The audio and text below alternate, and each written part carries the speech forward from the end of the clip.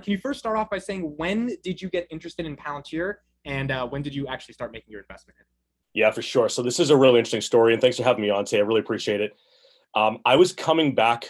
I'm in the Boston area. I was flying back from San Francisco to Boston. This is going back years, actually decades. And I'm sitting on the plane. I had a couple meetings that day, getting ready to kind of relax and call it a night. And someone turns around and says, "Hey, dude, you're Sean. We were just talking to this conference about AI." And he goes, "Have you heard of this company called Palantir? It's some Lord of the Rings reference or something." And I had just heard some rumblings about it. I know Peter Thiel was involved. I had a little bit of idea of what was happening there, but not much, right? Very familiar with the space, understand the needs of being more intelligent and deploying analytics. And he drops an article on my little tray table. He says, "Dude, have a read and let's grab a coffee after we get off this plane." So, 6.5 hours later, we land in Boston. It's 3 a.m. and we talk for 2.5 hours about Palantir. This company that's doing cutting edge GovCloud work, really integrating real-time data and analytics into the workflow to create a better process for having what we call typically edge or IoT-based data at scale. Yep. And I was like, holy moly, I got to get my eyes around this company. So I check out their website. They're literally not hiring anyone. And I said, well, okay, cool. So this is really hardcore Silicon Valley structure. We're going to go with devs and engineers first. And that was sort of like the first seed of, okay, this is who's coming down the pipeline. I want to start paying attention. And with them and some others, I've been really deep in the space and sort of really looking at the big picture of where we're going globally from a macro perspective, as well as where these companies succeed from a micro perspective. But I'll pause there for a second. So that's sort of where the hook hit the water on a random flight with a random dude I hadn't seen for years that I worked with years ago. this? Was in 2020 or 2021? When was this? Yeah. No, I'm talking like 2008. Oh, so you found about Palantir a while ago. Oh yeah, this is when the technology was just first being developed. There weren't these names that you guys know today were not the names I knew them as. We were more looking at sort of some of the issues they were having, governance issues around the data. There were big conversations at the time as well on how the data was being collected, whose was being collected. The things that we aren't talking about as much today is where it was back in those days, really heavy on the data governance and operationability perspective. So cool stuff back then. And that makes sense in 2008 that you were so into it because your professional job is in this industry, right? So like you kind of need to know through the grapevine what's going on in the industry. It was a potential competitor at best, or a point of interest, a potential job as well down the road if it was interesting. Got it. Okay, now take me to your background a little bit. Can you talk and tell the audience kind of what you do in regards to data, AI, analytics as like a day job, or just like kind of where your head is at every day? And then we can transition on how that relates to why you're bullish on Palantir. Yeah, for sure. And actually, I've got a great scenario we can run through with your startup actually on how I would think about segmentation and classification to grow your company.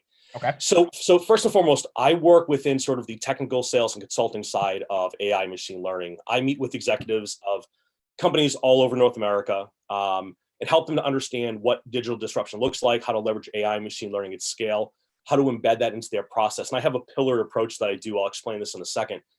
And what we do is we talk through business cases, use cases, trying to understand the total cost of ownership versus ROI of these edge-based AI technologies. Right. And what we really try to get down to the nuts and bolts of is where within an organization can we leverage autonomous learning and intelligence to define and deploy better KPI metrics, right? How do we start asking questions of the business? I'll give you a great example. I don't need a list of all of my customers who have churned. Right. I need a list of the customers who are going to churn in 3 months, why they're going to churn, and what I can do about it. That's what I need to do. And so that's a majority of what I spend my time doing. It's a lot of really fun conversations.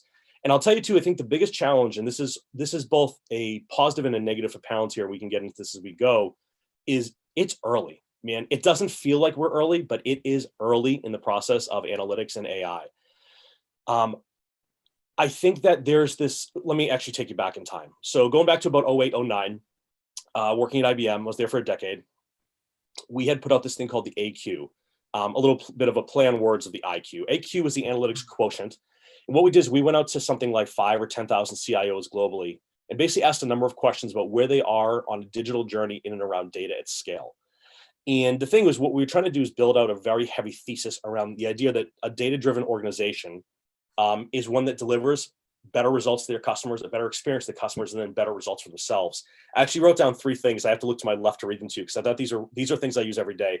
Okay. But data-driven organizations are 23 times more likely to add customers, 15 times more value is delivered to their customers, and then 6.5 times more likely to retain customers. This is important because these are the challenges of the modern executive, and especially the modern CRO or revenue officer.